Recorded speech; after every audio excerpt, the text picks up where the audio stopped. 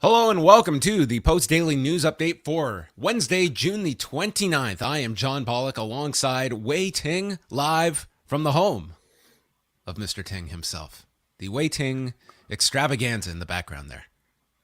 Yes, I am back home. Yes, as you are you. It doesn't change. It's a very static environment that we have. You have a new shirt in the background. I see that giant Baba shirt. You did some So- redecorating.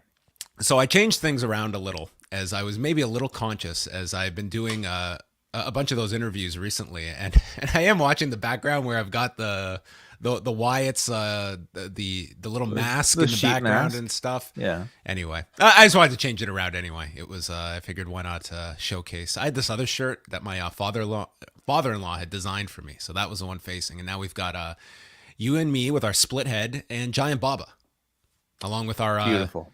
Vince McMahon, the Devil signed poster by one Bret Hart. What more could you need? Minoru Suzuki, right over there. Look at that. Yeah, right there. Signed by Minoru Suzuki. How are you doing today? Doing pretty well. Yeah, it's a bit rainy out there today. So a little, whatever, a little gloomy, but I'm good. How are you? I'm doing better than Two Dimes. You're not swimming with the fishes. That's always a good sign. I mean, I guess it was the stereotypical way for them to get rid of Two Dimes, but I was somewhat aghast at, they killed the guy. The poor guy is just like gone. I mean, I thought it was a perfect ending, honestly, for the type of gimmick that they have. Tougher to bring this guy back though down the road, is it not? Yeah, I would say so. I mean, who knows if this gimmick will even be around in a year's time? I think they're probably betting on not. We don't even know if Two Dimes will be back in a year. So whenever he returns, I imagine. I don't think there's such a clamoring for the return of Two Dimes that I don't think they're feeling so precious about keeping it. Yes. We'll go through NXT in a little bit as they're getting ready for Great American Bash next week. But I want to do a catch up on some numbers because we didn't go over Friday's ratings. So we'll go through SmackDown, Rampage, and then Raw from Monday night. So Friday night did feature the Stanley Cup was still ongoing. So it had over 5.1 million viewers on ABC. So that is what they were up against. It was also a night where cable was dominated by all of the news coverage of the Supreme Court ruling on Roe versus Wade. So of the top 20 cable programs, 18 of them were news. So it was certainly a heavy night for news. But SmackDown doing 2,231,000 viewers and approximately 691,000 in the demo, which translates to a 0.53 rating coming from Brandon Thurston at WrestleNomics and Showbuzz Daily. So SmackDown, they were down 14% in the demo, but that's also coming off that very big SmackDown the week prior that was built around Vince McMahon's appearance and the Roman Reigns Riddle match that did tremendously well. So they were coming off a high number and still did a very good number despite being down in the demo. They were also down 20% in 18 to 34. They did 123,000 viewers up here in Canada on Sportsnet 360. And again, that's going against hockey, so significant nonetheless. Rampage did 422,000 viewers and a 0.12 in the 18 to 49 demo. So this was, they were up 14% in viewership, but they're coming off that disastrous number from the week before. So a 14% increase, it sounds nice, but you're coming off a real low number from the week prior, even with that Nielsen error taken into account that boosted it a little bit. And they were up a percentage in the 18 to 49, so pretty much flat from the week before. If it was just this Friday number we were looking at, I think you can look at the playoffs, you can look at the news and somewhat explain it away. I would be more concerned with the week prior that didn't have any of that competition. There was no playoffs that night. It was just a bad number. And we didn't see an increase this week. We didn't see a decrease. So now the playoffs are all done. And I don't know if the bounce back for Rampage is going to be as evident. Maybe we'll be wrong. But what do you see as the state of Rampage as they go into the summer? Is this concerning? Is this something that they're monitoring but shouldn't be an emergency? Like, how do you view Rampage with these back-to-back numbers, which are among the lowest in their normal time slot since the show launched? I think any property that AEW currently has on TV has to be a priority, especially if you're Tony Khan. You're looking into heading to renegotiation at some point.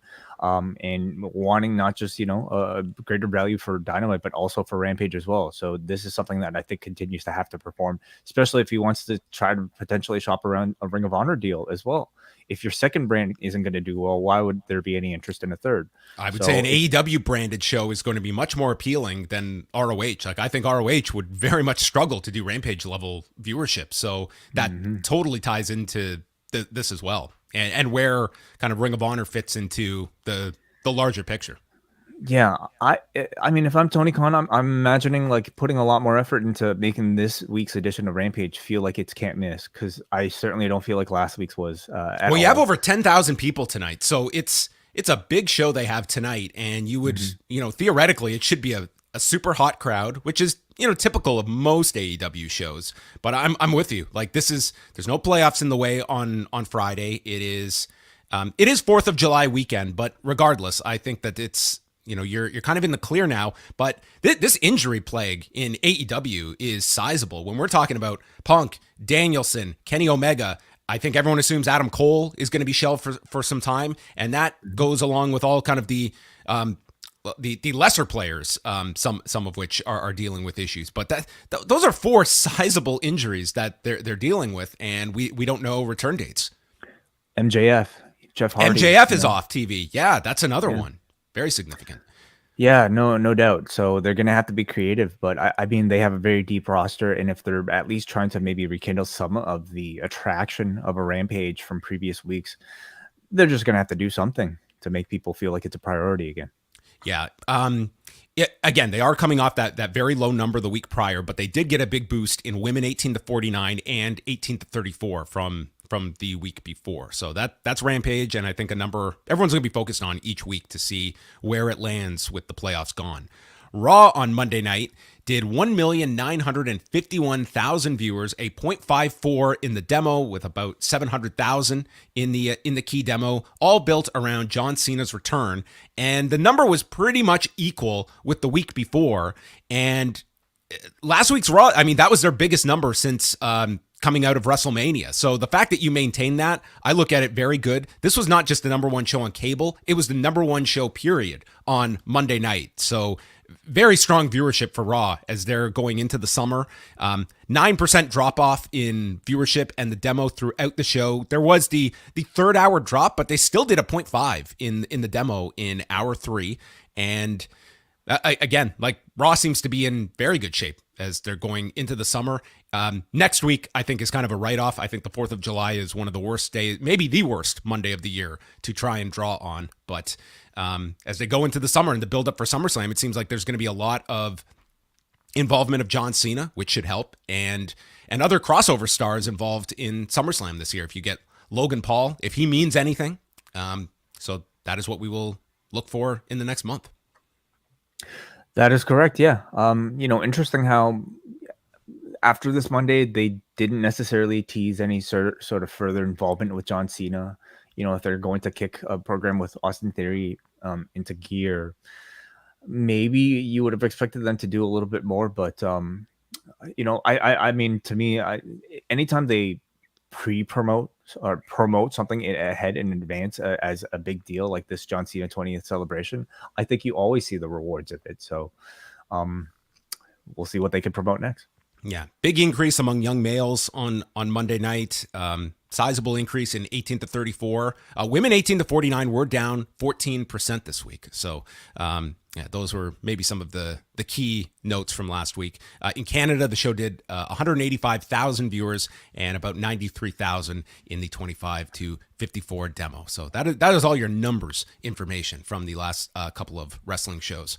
Tuesday night, we had NXT 2.0 that saw the send-off of Two Dimes into a unknown body of water, and that was it. He was going for Tony D'Angelo's chair. So, I mean, it's a worthwhile explanation, about as much as you need. I think I'm at least grateful that we have an explanation. It's more than we had for who are we talking about? Dexter Loomis and they just left. They just left. The explanation, the insinuation was that they left with each other, I suppose. I like this better. We at least got some sort of, scene. That's right. I thought that the segment to close the show involving Braun Breaker and Cameron Grimes, I thought it was a great segment. I thought Cameron Grimes was tremendous. They set up the fact that Braun was the one stating that, you have nothing to lose, and Cameron Grimes coming back stating, I've lost the North American title, and now I'm putting all my chips in to win this title, because if I lose next week, I'm shut out of all of this. Whereas if you lose this title, you probably get moved up to Raw or SmackDown. You lose this title, you probably end up on SummerSlam. And then breaking down the fact that you might have all this talent and power and speed, but you don't have heart. Just like your father didn't have heart, who never won a world championship. And then they ended it with the injury angle that it seems like they're going with, sort of like the Cody Rhodes story, that he's going to go in injured to prove what heart he has in this match against Cameron Grimes. I thought this was like a really great segment, and this feels like an important title match now next week. Agreed. Yeah. They didn't have a whole lot of time to build this segment, or to build this entire thing up, period. I mean, I'm watching this show and it's like 5 minutes to go, if that. Before the end of the show. And in that amount of time, you had Cameron Grimes just cut this tremendous promo. His delivery is fantastic. And I think it sets up a wonderful arc for Braun to overcome. Addressing maybe, like the fact that he hasn't had this kind of incredibly tough, grueling match that he's really known for in NXT yet. This could potentially be it for him. Also on the show, we had Cora Jade and Roxanne Perez defeating Kaden Carter and Katana Chance, so they will get the tag title shot next week at Great American Bash. A nice match that they had. I continue to be very impressed with Roxanne Perez. I think they have something very special in her. She's very young, but could be a pillar of this women's division for years to come with the company. And it's a good pairing with Cora Jade. Like, I think that they're a really good unit together, and they had a really nice match and got some time. It was over 13 minutes. Agreed. Yeah. When you're talking about a roster with some people that are having, I don't know, sub 10 matches in their entire career, somebody on the level of a Roxanne Perez really does stand out. And she should definitely take full advantage of this time to, impress and build a lot of buzz, because it's great exposure, obviously, despite what we think about NXT 2.0. And I think hopefully by the time she gets to the main roster, if she gets to the main roster, but hopefully by the time she gets there, there'd be a good enough groundswell for that demand. I saw those as the two main highlights of the show for me. Was there anything that stood out for you on Tuesday's episode? We got a bit more information about the nature of Apollo Crews's powers. So I think what we thought were his visual fantasies about what he would do to his opponents, they might be instead his glimpses into the future. I think that is his power now. He can look into the future. That is why he would fantasize about something and then he would just go ahead and do the exact same thing, like go into the diner, visualizes beating up the person, and then actually does it. This is I think we're seeing his NXT character. He has the superpower of looking 3-4 seconds into the future, which I suppose somewhat useful. Yeah, I suppose. Yeah. Did he have this power when he was called up to the main roster all those years ago? Well, he can only see 2 minutes into the future max. So I don't think he realized what run he was in for. How does that rank as a power? Well, I suppose it's better than having no powers or having a bad power.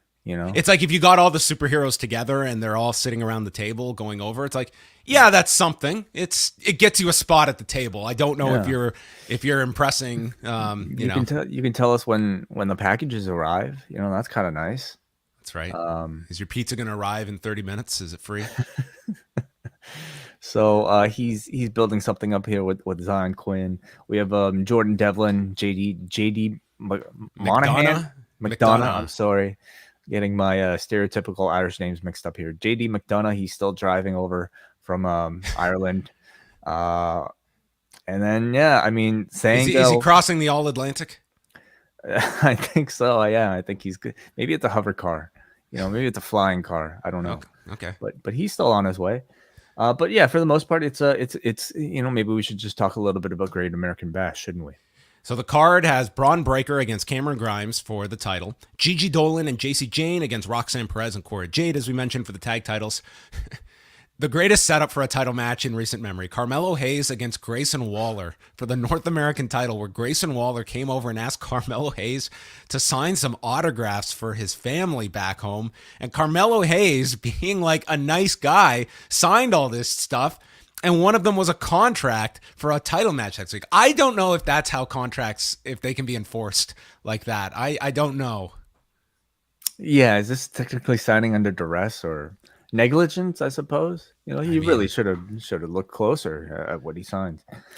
It's a quickly slapped together title match. Not much story involved, but I think it'll be a good, interesting match to see where Grayson Waller's at. Trick Williams against Wesley, which is a match. And then the Creed brothers defending the tag titles against Roderick Strong and Damon Kemp as they continue to sow the seeds for a breakup of the Diamond Mine. You figure this might be it, but maybe it's just kind of one of those like friendly rivalry type of things. Yeah. So, hey, did you see the Wesley segment from last week? Yes, I did. And he certainly was not shy about bringing up Nash, or at least his partner. My conclusion watching that, and I don't have further knowledge about this, I took it as he's on the radar to come back, because they heavily focused on Nash Carter in that promo last week, and that was my thinking watching the segment, is that he's going to come back. They maybe they felt like the heat's died down and he can come back. I mean, he's doing some indie dates and stuff like that, but yeah. And again, I don't have that as, a confirmation, but I'm certainly led to believe based on that segment. Well, for one thing, I think, it created a really nice moment for Wesley. And it really is like, real basis, real life, story for him to get into that promo. Secondly, maybe it might have been a way to kind of test the waters to see how the public would have reacted to the promo, and what they would potentially think about a return. I didn't see much one way or the other in terms of a response to that segment last week, but it might be a different case if he shows up on television, and you will have people either positive or negative towards that decision. One other note, and I heard from two people that Paul Levesque was not there on Tuesday night. It was the same crew running things. So it still remains a question about what that meeting truly meant last week, and Levesque's involvement at the NXT level. Yeah, it's I don't know. Maybe he's we're trying to find out what his superpower is. Yeah, well, he did say that there's something he couldn't say yet. He was down there to meet over something that he said was something exciting coming up that he couldn't talk about yet. So something worthwhile that got him on a flight down to Florida. So all right. It still remains to be seen what his role is or is not going to be. But that was NXT on Tuesday, and I would say a decent lineup next week. I really thought that closing segment was one of the stronger things on NXT in some time. I just thought both guys were great. It built up the match and was, to me, a better promo than usual from Braun Breaker, and Cameron Grimes continues to impress. Like this, if you would have told me losing the North American title and then trying to do this pseudo, if not outright, heel run, they didn't have a whole lot of time to do it, but I think Grimes has been great in the segments he's been given, and it should also be a very good match next week. Agreed. Yeah, he's another guy who's a veteran in really a sea of rookies, and his experience, I think, is continuing to shine. He, despite what he says, I feel like he would be somebody who I'm sure they might be considering for a move up. Tonight it is AEW's Blood and Guts. Yeah. Could you imagine if they had been able to work out a deal where, okay, Jericho, Daniel Bryan, Paul White, you guys can have them on Raw, but we want a Blood and Guts promo. The name coined by Vince McMahon himself. We want to get it. We want to get a little plug on our show. Not the case, but they're at the Little Caesars Arena. This is their debut in Detroit. According to WrestleTix, almost 10,300 tickets have been distributed for the show. So it's going to be a pretty sizable crowd for AEW tonight. And we've got the double ring 6-on-6 match that I would think takes up a bulk of the show. Where do you think this goes in the show? In the middle? Is it the last hour? Where do you think this goes? Yeah, it's interesting with it when we're talking about AEW, because the biggest thing often tends to be the first thing on the show where they might have the biggest audience. Because it is such a visual spectacle, though, I think they should put it at the end, which is what I believe they did last time, right?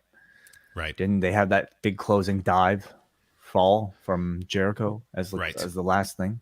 So I believe that it'll end visually. I think the entire show will, it's always interesting to see 2 rings set up. That to me is at least just half the appeal of seeing what the stadium is, or what the arena is going to look like with double rings. 2 of those 10,000 seats, by the way, taken up by Braden Harrington and Davey Portman, who will be live in attendance in Detroit. They're on their way to Detroit, and then they will be doing a show on Thursday, chatting about their live experience in Detroit at Blood Guts. So look out for that on the Up Next feed from Braden and Davey.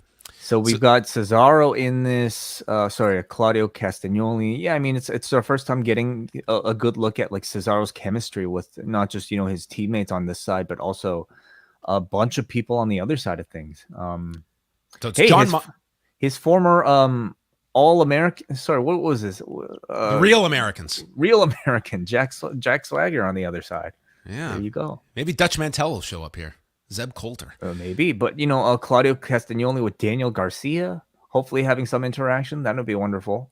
So. Yeah, they've already set up like the Kingston Claudio stuff, so that should be a story within this match. You've got the Kingston Jericho stuff. Kingston has, how many programs does Kingston have like ready to go between Punk, Claudio. Jericho?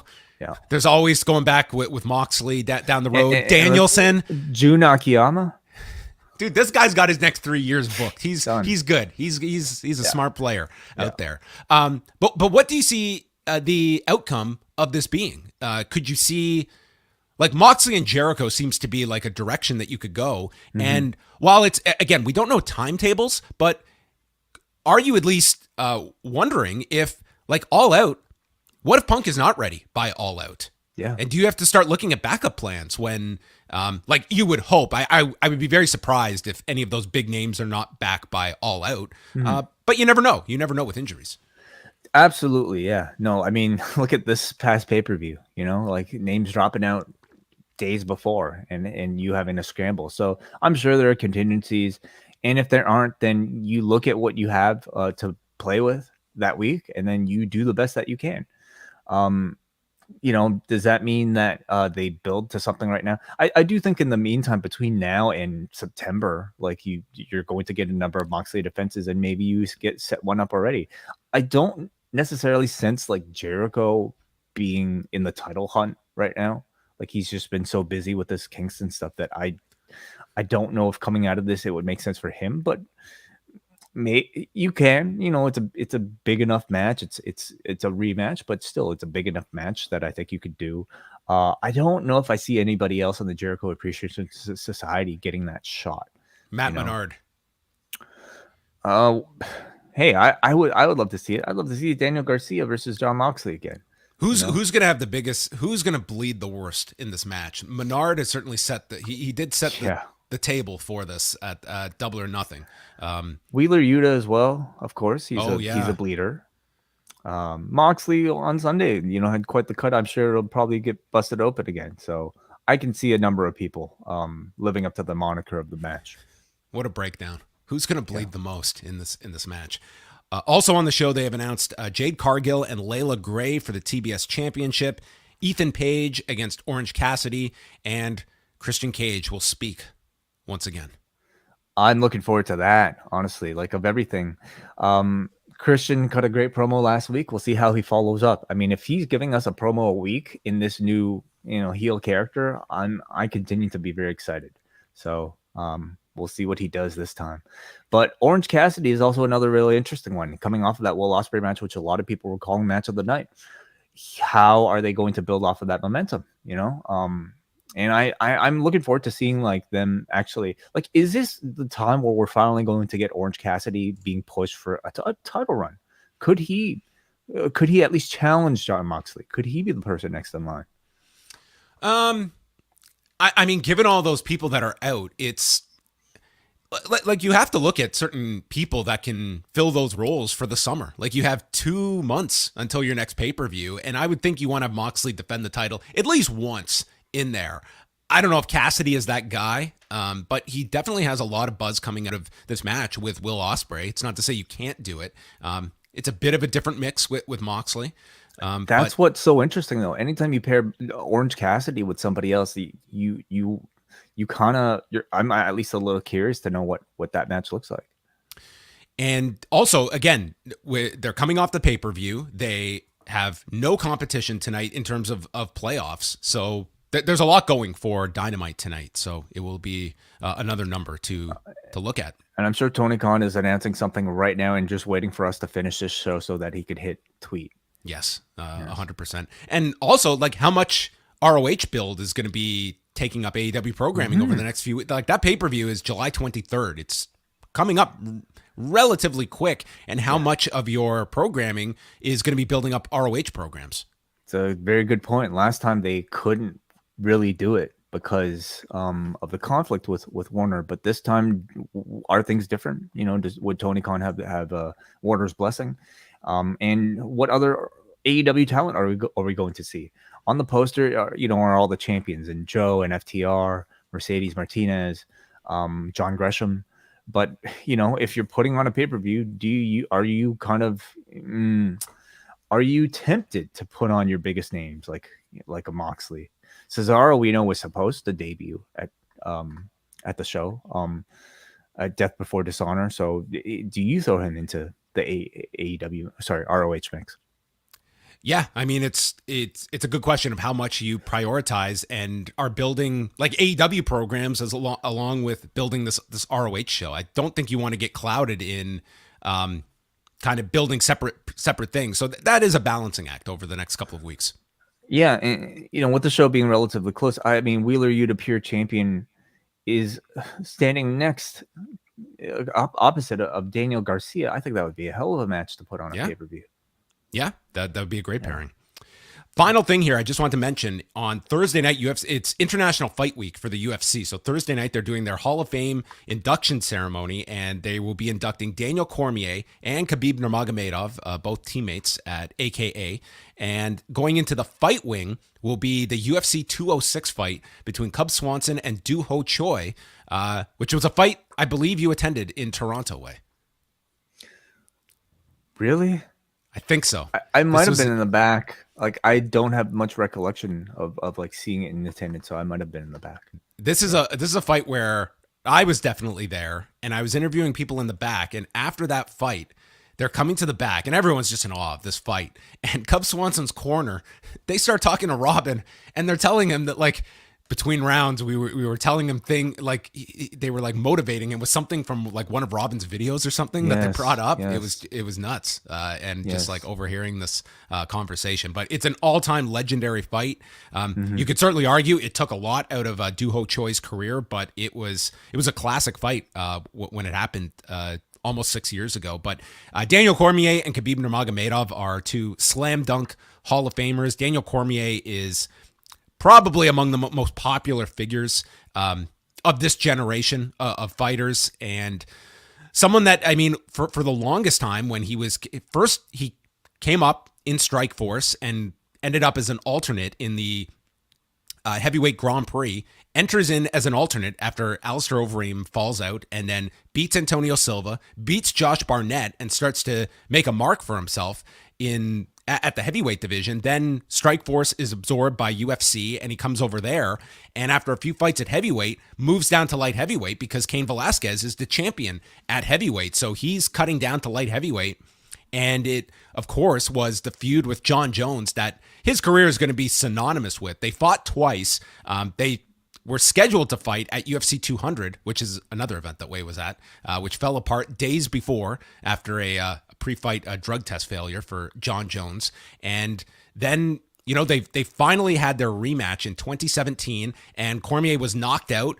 But then afterwards, there was another drug test failure. So at this point, the public was kind of just done with John Jones. And because in California, it was changed to a no contest, the title went back to Cormier.